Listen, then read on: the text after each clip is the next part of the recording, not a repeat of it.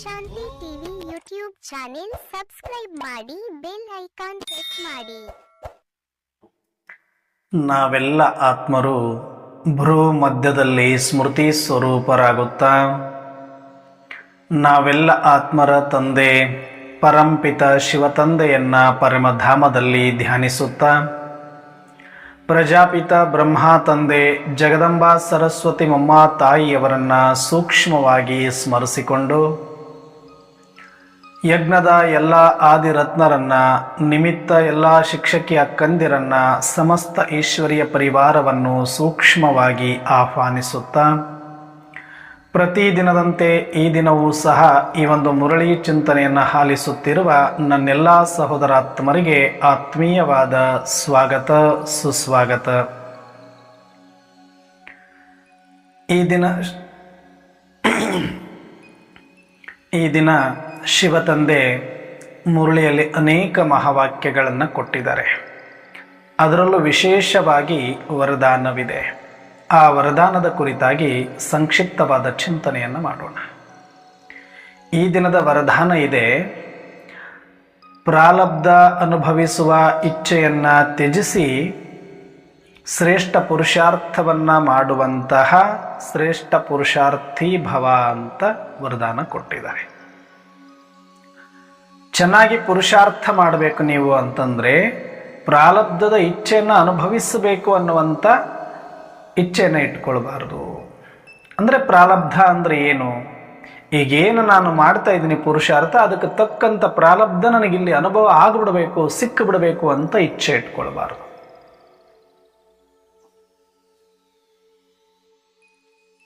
ಈಗ ಒಬ್ಬ ರೈತ ಬಿತ್ತನೆ ಮಾಡ್ತಾ ಇದ್ದಾನೆ ಅಂತಂದರೆ ಫಲ ಬಂದೇ ಬರುತ್ತೆ.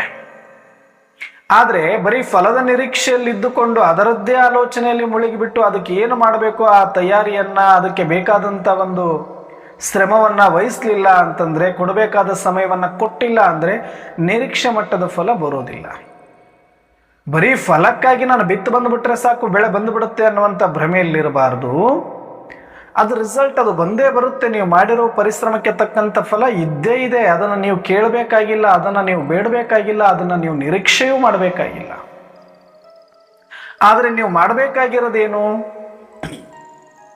ಬಿತ್ತನೆ ಮಾಡುವ ಸಮಯದಲ್ಲಿ ಹೊಲವನ್ನು ಚೆನ್ನಾಗಿ ಹದ ಮಾಡಿಕೊಂಡು ಸ್ವಚ್ಛವಾಗಿಟ್ಟುಕೊಳ್ಳುವುದು, ಒಳ್ಳೆಯ ಸಮಯಕ್ಕೆ ಸರಿಯಾಗಿ ಬಿತ್ತನೆ ಮಾಡುವುದು, ಬಿತ್ತಿದ ಮೇಲೆ ಅದಕ್ಕೆ ಸರಿಯಾದ ಪಾಲನೆ ಪೋಷಣೆ ಕೊಡುವುದು, ಅದನ್ನು ರಕ್ಷಣೆ ಮಾಡುವುದು, ಅದಕ್ಕೆ ಕಾವಲಾಗಿರುವುದು, ಅದಕ್ಕೆ ಯಾವುದೇ ಕ್ರಿಮಿಕೀಟಗಳು ಬರದಂತೆ ನೋಡಿಕೊಳ್ಳುವುದು, ಸಮಯಕ್ಕೆ ಸರಿಯಾಗಿ ಅದಕ್ಕೆ ಗೊಬ್ಬರವನ್ನು ಹಾಕುವುದು, ನೀರನ್ನು ಉಣಿಸುವುದು, ಈ ಕೆಲಸಗಳನ್ನು ನೀನು ಶ್ರಮವಹಿಸಿ ಸರಿಯಾದ ಶ್ರದ್ಧೆಯಿಂದ ಮಾಡ್ತಾ ಹೋದರೆ ಫಲವನ್ನು ನೀನು ನಿರೀಕ್ಷೆ ಮಾಡದೇ ಇದ್ದರೂ ಕೂಡ ಅದು ಸಮಯಕ್ಕನುಸಾರವಾಗಿ ಬರುತ್ತೆ. ಇನ್ನು ಇವತ್ತು ಬೀಜ ಬಿತ್ತಿ ಬಂದು ನಾಳೆ ನನಗೆ ಫಲ ಸಿಕ್ಕಿಬಿಡಬೇಕು, ನಾನು ಅನುಭವಿಸಿ ಬಿಡಬೇಕು, ಆ ಭ್ರಮೆ ಇರಬಾರ್ದು. ಇಲ್ಲ ಒಂದು ವಾರದಲ್ಲಿ ಬಂದು ಬಿಡಬೇಕು, ಒಂದು ತಿಂಗಳಲ್ಲಿ ಬಂದು ಬಿಡಬೇಕು, ಆ ರೀತಿ ನೀನು ಅಂದುಕೊಂಡಂಗೆಲ್ಲ ಬರೋದಿಲ್ಲ. ಯಾವ ಬೆಳೆ, ಯಾವ ಬೀಜ ಎಂಥದ್ದು ಅದರ ಫಲ ಅದಕ್ಕೆ ತಕ್ಕಂತೆ ಆಯಾ ಸಮಯಕ್ಕೆ ಕೊಡುತ್ತದೆ. ಕೆಲವುದು ವಾರಕ್ಕೆ ಬರೋದಿದೆ, ತಿಂಗಳಿಗೆ ಬರೋದಿದೆ, 6 ತಿಂಗಳಿಗೆ ಬರೋದಿದೆ, ವರ್ಷಕ್ಕೆ ಬರೋದಿದೆ ಆ ಬೀಜಗಳು. ನಾವು 5 ವರ್ಷಕ್ಕೆ ಫಲ ಕೊಡುವಂಥ ಬೀಜವನ್ನು ಹಾಕಿದ್ದೇವೆ, ದಾಳಿಂಬೆನೋ ತೆಂಗು ಹಾಕಿದ್ದೇವೆ. ಆದರೆ ನನಗೆ 3 ತಿಂಗಳಲ್ಲಿ 6 ತಿಂಗಳಲ್ಲಿ ಫಲ ಬೇಕು ಅಂದರೆ ಅದು ಬರೋದಿಲ್ಲ. ಆಯಾಸ ಆಗ್ಬಿಡುತ್ತೆ. ಅಯ್ಯೋ 3 ತಿಂಗಳಲ್ಲಿ ಆಯಿತು, 6 ತಿಂಗಳಾಯಿತು, ವರ್ಷ ಆಯಿತು, 2 ವರ್ಷ ಆಯಿತು, ಇನ್ನೂ ಬರಲಿಲ್ಲ ಅಂತ ಬೇಸರ ಬರುತ್ತೆ, ದುಃಖ ಆಗುತ್ತೆ, ನಿರಾಸೆ ಆಗುತ್ತೆ, ಅದರ ಕಡೆಗೆ ಗಮನ ಮತ್ತು ಲಕ್ಷ್ಯ ಕಡಿಮೆ ಆಗುತ್ತೆ. ಹಾಗೆ ಅದಾದರೂ ಸ್ಥೂಲ ಬೀಜ ಮತ್ತು ಸ್ಥೂಲ ಅವಧಿ. ಆದರೆ ಈಗ ನೀವು ಪುರುಷಾರ್ಥ ಮಾಡೋದಿದೆಯಲ್ಲ, ಇದು ಸೂಕ್ಷ್ಮ, ಇದು ಅಂತರಂಗದ ಪ್ರಯಾಣ. ಇಲ್ಲಿ ನೀವು ಮಾಡುವಂಥ ಒಂದೊಂದು ಶ್ರೇಷ್ಠ ಸಂಕಲ್ಪಗಳೇ ಶ್ರೇಷ್ಠ ಬೀಜಗಳು. ನೀವು ಮಾಡುವಂಥ ಧಾರಣೆ ಇಲ್ಲಿ ಶ್ರೇಷ್ಠ ಪಾಲನೆ ಪೋಷಣೆ. ಪ್ರತಿನಿತ್ಯ ನಿರಂತರವಾದ ಅಭ್ಯಾಸವೇ ನೀವು ಅದಕ್ಕೆ ಕೊಡಬೇಕಾದಂಥ ರಕ್ಷಣೆ. ಇದನ್ನು ಶ್ರಮವಹಿಸಿ ನಿರಂತರವಾಗಿ ಇವತ್ತು ನಾಳೆ ಅಂತ ಪ್ರಾರಬ್ಧದ ಇಚ್ಛೆಯನ್ನು ಇಟ್ಟುಕೊಳ್ಳದೆ, ಅದಕ್ಕಾಗಿ ಕಾಯ್ದೆ ಶ್ರಮವನ್ನು ಸರಿಯಾಗಿ ಮಾಡ್ತಾ ಹೋಗು ಅಂತ ಹೇಳಿದ್ದಾರೆ.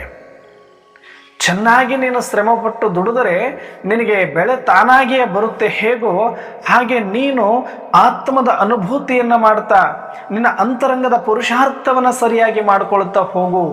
ನನಗೆ ಬೇಗನೆ ನಾನು ಅದರ ಪ್ರಾರಬ್ಧವನ್ನು ಅನುಭವಿಸಿ ಬಿಡಬೇಕು ಅನ್ನುವಂಥ ತಾತ್ಕಾಲಿಕ ಇಚ್ಛೆಯನ್ನು, ಹದ್ದಿನ ಇಚ್ಛೆಯನ್ನು ಇಟ್ಟುಕೊಳ್ಳದೆ ಚೆನ್ನಾಗಿ ಪುರುಷಾರ್ಥ ಮಾಡಿ ಶ್ರೇಷ್ಠ ಪುರುಷಾರ್ಥಿ ಆಗುವಂಥ ವರದಾನ ಕೊಟ್ಟಿದ್ದಾರೆ. ಯಾವುದೇ ಒಂದು ರೀತಿಯಲ್ಲಿ ನಾನು ಪುರುಷಾರ್ಥ ಮಾಡ್ತಾ ಇದ್ದೇನೆ, ಅದಕ್ಕೆ ನನಗೆಲ್ಲ ಒಳ್ಳೆಯದಾಗ್ಬಿಡ್ತಾ ಇದೆ, ನಾನು ಪುರುಷಾರ್ಥ ಮಾಡ್ತಾ ಇದ್ದೇನೆ, ಅದಕ್ಕೆ ನನಗೆಲ್ಲವೂ ಸರಿಯಾಗಿ ಸಿಗ್ತಾ ಇದೆ, ಈ ಭ್ರಮೆಯಲ್ಲೂ ಇರಬಾರ್ದು. ಮತ್ತು ನಾನು ಪುರುಷಾರ್ಥ ಮಾಡ್ತಾ ಇದ್ದೇನೆ, ನನಗಿಷ್ಟೆಲ್ಲ ಯಾಕೆ ತೊಂದರೆಗಳು, ನನಗಿಲ್ಲ ಅಷ್ಟ್ಯಾಕೆ ವಿಘ್ನಗಳು, ನಾನು ಸತ್ಯದ ಮಾರ್ಗದಲ್ಲಿ ಪರಮಾತ್ಮನ ಮಾರ್ಗದರ್ಶನದಂತೆ ನಡೀತಾ ಇದ್ರೂ ಕೂಡ ನನಗ್ಯಾಕೆ ಈ ಎಲ್ಲ ವಿಘ್ನಗಳು ಅನ್ನುವಂಥ ಭಯನೂ ಕೂಡ ಚಿಂತೆನೂ ಕೂಡ ಬರಬಾರ್ದು. ಅಂದರೆ ಬಹಳ ಜನ ಏನು ಅನ್ಕೊಂಡಿದ್ದಾರೆ, ನಾವು ಸರಿಯಾದ ಮಾರ್ಗದಲ್ಲಿ ಸನ್ಮಾರ್ಗದಲ್ಲಿ ನಡೆದ ಮಾತ್ರಕ್ಕೆ ಎಲ್ಲವೂ ನಾವು ಅಂದುಕೊಂಡಂತೆ ನಡೆದು ಬಿಡಬೇಕು, ಸಂಕಲ್ಪ ಸಿದ್ಧಿ ಆಗ್ಬಿಡಬೇಕು, ವಾಕ್ಸಿದ್ಧಿ ಆಗ್ಬಿಡಬೇಕು, ನನಗೆ ಯಾವುದು ನಿರ್ವಿಘ್ನ ಆಗ್ಬಿಡ್ಬೇಕು, ನನಗೆ ಯಾವುದೊಂದು ಪರೀಕ್ಷೆಗಳೇ ಬರಬಾರದು ಅಂತ ಬಹಳ ಜನ ಅಂದುಕೊಂಡು ಬಿಡುತ್ತಾರೆ. ಆ ಥರ ಅಂದುಕೊಂಡು ಈ ಮಾರ್ಗದಲ್ಲಿ ನಡೀತಾ ಇದ್ದಂಗೆ ಎಲ್ಲವೂ ಸರಿ ಹೋಗ್ಬಿಡುತ್ತೆ ಅನ್ನುವಂಥ ಒಂದು ಅತಿ ಉತ್ಸಾಹದಲ್ಲಿ ಪುರುಷಾರ್ಥ ಆರಂಭ ಮಾಡಿಬಿಟ್ರೆ ಮಧ್ಯದಲ್ಲಿ ಒಂದು ಸಣ್ಣ ಪುಟ್ಟ ತೊಂದರೆ, ವಿಘ್ನ, ಅವಮಾನ ಏನೋ ಒಂದು ಬಂದ ತಕ್ಷಣವೇ ಎಷ್ಟು ನಿರಾಸೆ ಆಗಿಬಿಡ್ತಾರೆ ಅಂದರೆ, ಅಯ್ಯೋ ಎಷ್ಟು ದಿನನೇ ಚೆನ್ನಾಗಿದ್ದೆ ನಾನು, ಈ ಬಾಬಾರವ್ರ ಮಾರ್ಗದಲ್ಲಿ ಬಂದ ಮೇಲೆ ಸತ್ಯದ ಮಾರ್ಗದಂತೆ ನಡೀತಾ ಇದ್ದ ಮೇಲೆ ನನಗೆ ಯಾಕೋ ತುಂಬ ವಿಘ್ನಗಳು ಬರ್ತಾ ಇದೆ ಅಂತ ಅನ್ನಿಸ್ತಾ ಇದೆ, ತುಂಬ ತಾಪತ್ರಯಗಳು ಬರ್ತಾ ಇದೆ ಅಂತ ಅನ್ನಿಸ್ತಾ ಇದೆ ಅಂತ ಹೇಳಿ ಒಂದು ಶಿವತಂದೆಯ ಮೇಲೆ ನಿಶ್ಚಯ ಕಡಿಮೆ ಮಾಡಿಕೊಳ್ತಾರೆ, ಶ್ರೀಮತದ ಮೇಲೆ ನಿಶ್ಚಯ ಕಡಿಮೆ ಮಾಡಿಕೊಳ್ತಾರೆ, ತಮ್ಮ ಪುರುಷಾರ್ಥದ ಮೇಲೆ ಸಂಶಯವನ್ನು ಪಡಲಿಕ್ಕೆ ಆರಂಭ ಮಾಡ್ತಾರೆ. ಯಾಕಂದರೆ ಅವರಿಗೆ ಒಂದು ಸ್ಪಷ್ಟವಾದ ಅರಿವು ಇರೋದಿಲ್ಲ. ಏನದು ಅಂದರೆ, ಇವಾಗ ಪುರುಷಾರ್ಥ ನೀನು ಮಾಡ್ತಾ ಇದೀಯಾ ಅಂದರೆ ಇವಾಗ ನೀನು ಶ್ರೇಷ್ಠ ಕರ್ಮಗಳ ಶ್ರೇಷ್ಠ ಸಂಕಲ್ಪಗಳ ಬೀಜವನ್ನು ಹಾಕ್ತಾ ಇದ್ರೆ ಅದು ಫಲ ಕೊಡುತ್ತೆ ತನ್ನ ಸಮಯಕ್ಕೆ. ಇವತ್ತು ನೀನು ಪುರುಷಾರ್ಥ ಆರಂಭ ಮಾಡಿ ಈಗೊಂದು 4-6 ವರ್ಷಗಳಿಂದ ಈ ಶ್ರೇಷ್ಠ ಕರ್ಮಗಳನ್ನ ಸನ್ಮಾರ್ಗದಲ್ಲಿ ನಡೀತಾ ಇದೆ, ಇವಾಗೆಲ್ಲವೂ ಸರಿ ಹೋಗ್ಬಿಡ್ಬೇಕು, 100% ಇಲ್ಲೇ ಎಲ್ಲ ಅನುಭವಿಸಿಬಿಡ್ಬೇಕು ಅಂದ್ರೆ ಇಲ್ಲ. ಇವಾಗೇನು ಶರೀರ ಸಿಕ್ಕಿದೆ ಅದು ಇವಾಗ ನೀವು ಮಾಡಿರೋ ಪುರುಷಾರ್ಥದ ಆಧಾರದ ಮೇಲೆ, ಇಂದಿನ ಜನ್ಮಗಳ ಪುರುಷಾರ್ಥ, ಇಂದಿನ ಜನ್ಮಗಳ ಕರ್ಮದ ಆಧಾರದ ಮೇಲೆ, ಡ್ರಾಮದ ನಿಯಮದ ಪಾತ್ರದ ಆಧಾರದ ಮೇಲೆ ಇದು ಸಿಕ್ಕಿದೆ ಶರೀರ. ಅದಕ್ಕೆ ತಕ್ಕಂತೆ ತಂದೆ ತಾಯಿಗಳು, ಅದಕ್ಕೆ ತಕ್ಕಂತೆ ಮಕ್ಕಳು, ಅಥವಾ ಅದಕ್ಕೆ ತಕ್ಕಂತೆ ಸಹಯೋಗಿಗಳು, ಅದಕ್ಕೆ ತಕ್ಕಂತೆ ವ್ಯವಹಾರ, ಅದಕ್ಕೆ ತಕ್ಕಂತೆ ಅಂತಸ್ತು, ಇವು ಏನೆಲ್ಲ ನಮಗೆ ದೊರೆತಿದಾವೋ ಇದೆಲ್ಲ ಇಂದಿನ ಜನ್ಮಗಳ ಕರ್ಮ ಲೆಕ್ಕಾಚಾರದ ಅನುಸಾರವಾಗಿ, ಕರ್ಮ ಫಿಲಾಸಫಿ ನಂಬೋರಿದ್ರೆ, ಇಲ್ಲ ಡ್ರಾಮಾ ನಂಬೋರಿದ್ರೆ ಡ್ರಾಮಾ ಅನುಸಾರವಾಗಿ ದೊರೆತಾಗಿದೆ. ನೀವು ಪುರುಷಾರ್ಥ ಈ 4-6 ವರ್ಷಗಳಲ್ಲಿ ಆರಂಭ ಮಾಡಿದ ಮಾತ್ರಕ್ಕೆ ಇನ್ನು ಮುಂದೆ ನಡೆಯುವುದೆಲ್ಲವೂ ಒಳ್ಳೆಯದೇ ಆಗ್ಬಿಡ್ಬೇಕು, ನಿರ್ವಿಘ್ನ ಆಗ್ಬಿಡಬೇಕು, ಹಂಗಿಲ್ಲ. ಈ ಪಾರ್ಟ್ ಇಂದಿನ ಜನ್ಮಗಳ ಎಲ್ಲ ಲೆಕ್ಕಾಚಾರದ ಶೇಷ ಏನು ಉಳಿದಿತ್ತು ಪುಣ್ಯ ಪಾಪದ್ದು, ಅದರ ಅನುಸಾರವಾಗಿ ಈ ಜನ್ಮ ಪೂರ್ತಿಯಾಗಿ ಆಲ್ರೆಡಿ ಆ ಪುಣ್ಯ ಮತ್ತು ಪಾಪಗಳ ಲೆಕ್ಕಾಚಾರದಂತೆ ತಯಾರಾಗಿ ಬಂದುಬಿಟ್ಟಿದೆ. ಕೊನೆ ಉಸಿರು ಇರುವವರೆಗೂ, ಕೊನೆ ಕ್ಷಣದವರೆಗೂ ಏನು ನಡೀತಾ ಇದೆಯೋ ಅದು ಇಂದಿನ ಜನ್ಮಗಳ ಲೆಕ್ಕಾಚಾರದ ಅನುಸಾರವಾಗಿ ಅಥವಾ ಡ್ರಾಮಾ ನಿಯಮ ಅನುಸಾರವಾಗಿಯೇ ಈ ಜನ್ಮದ್ದೆಲ್ಲವೂ ಕೂಡ ಆಲ್ರೆಡಿ ಫಿಕ್ಸ್ ಆಗೋಗಿದೆ. ಶರೀರಕ್ಕೆ ಬರುವ ಕಾಯಿಲೆಗಳು, ಸಂಬಂಧದಲ್ಲಿ ಬರುವ ಬಿರುಕುಗಳು, ವ್ಯವಹಾರದಲ್ಲಿ ಬರುವ ನಷ್ಟಗಳು, ಮಾನ ಅಪಮಾನಗಳು, ಇದು ಏನಿದೆಯೋ ಹುಟ್ಟಿನಿಂದ ಸಾಯುವ ಕಡೆಯ ಕ್ಷಣದವರೆಗೆ ಈಗಾಗಲೇ ಪೂರ್ವ ನಿಯೋಜಿತ. ಅದರಲ್ಲಿ ಯಾವುದೊಂದು ಚೂರು ಬದಲಾವಣೆ ಮಾಡಲಿಕ್ಕೆ ಸಾಧ್ಯ ಇಲ್ಲ. ಇದನ್ನು ಪರಮಾತ್ಮ ಹೇಳಿ ಆಗಿದೆ.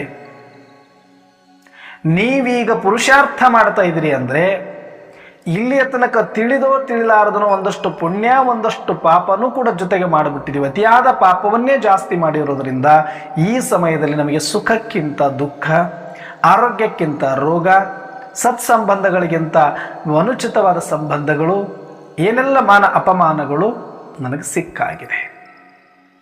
ಅದು ಈಗ ನೀವು ಪುರುಷಾರ್ಥ 5 ವರ್ಷ 10 ವರ್ಷ 50 ವರ್ಷ ಮಾಡಿದರೂ ಕೂಡ ಇದರಲ್ಲಿ ಯಾವುದೇ ಚೇಂಜಸ್ ಆಗುವುದಿಲ್ಲ.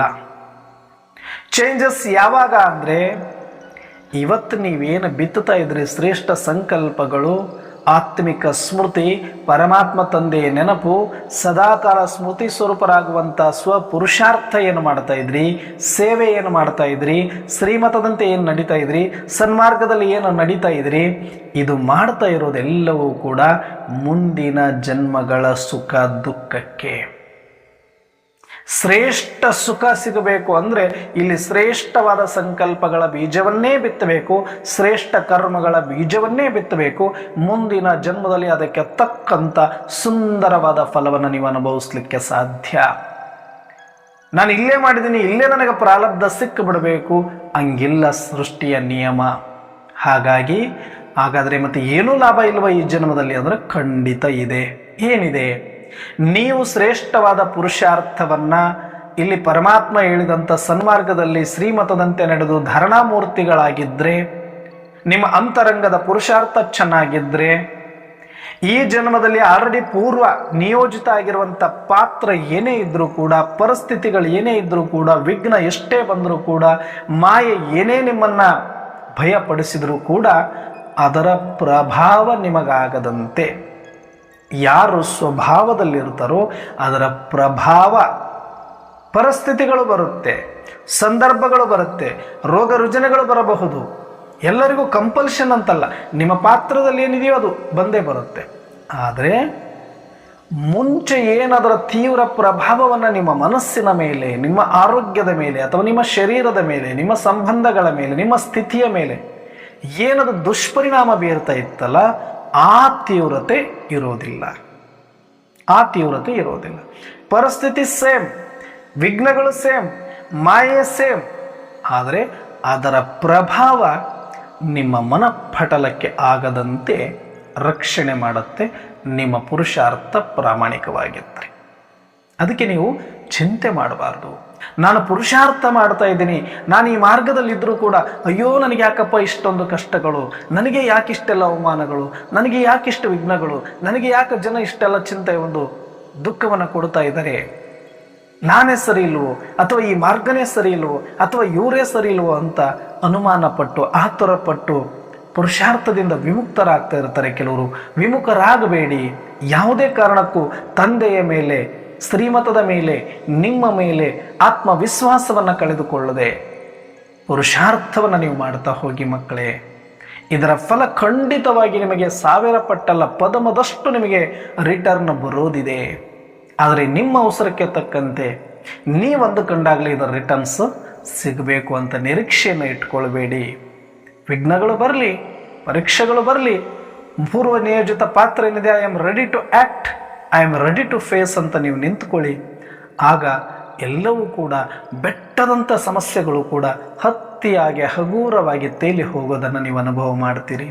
ಮತ್ತು ಇಂಥ ಕತ್ತಲದ ಜಾಗದಲ್ಲೇ ನಿಮ್ಮ ಆತ್ಮದ ಬೆಳಕು ಶೋಭಿಸೋದು, ಮತ್ತು ಇಂಥ ಮಾಯಾ ಪ್ರಪಂಚದಲ್ಲಿಯೇ ನೀವು ನಿರ್ಭಯವಾಗಿ ನಿಶ್ಚಿಂತವಾಗಿ ಬದುಕಿದರೆ ಮಾತ್ರ ಅದಕ್ಕೊಂದು ಕಳೆ ಬರೋದು.